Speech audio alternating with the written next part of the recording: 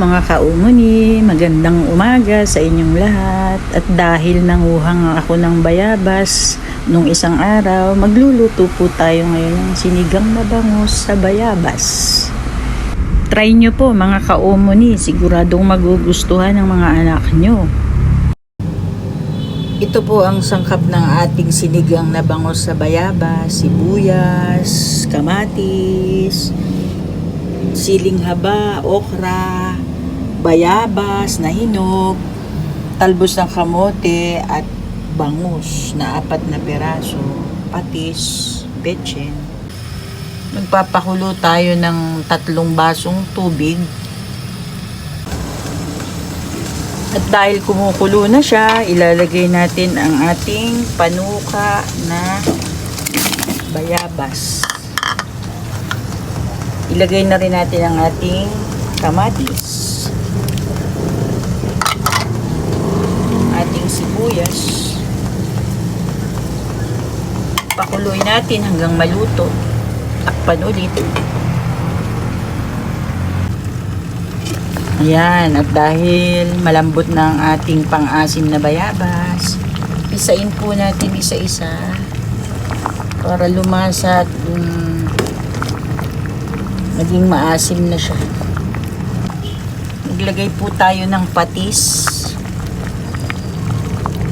Isang ganito po. Dagan po natin ang kalahati pa.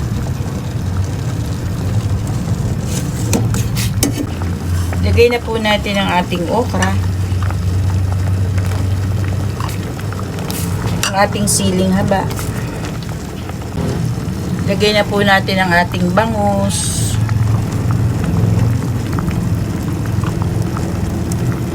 Hanggang sa kumulo, takpan po natin muli at ilagay natin ang ating talbos. Ayan na mga amiga, lagyan natin ng asin, betchin, at ilagay na natin ang ating talbos ng kamote.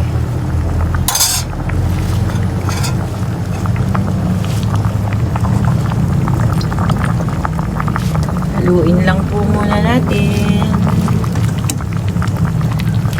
Ayan na, luto na ang ating sinigang na bangus sa bayabas.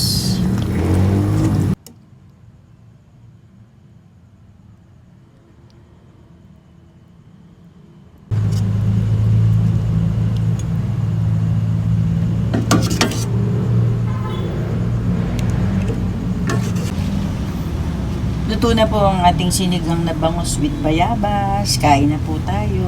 Kung nagustuhan nyo po ang aking video, paki-like and share po. Paki-subscribe din po ang aking YouTube channel, Omoni Cooks. Bye bye. See you next reel.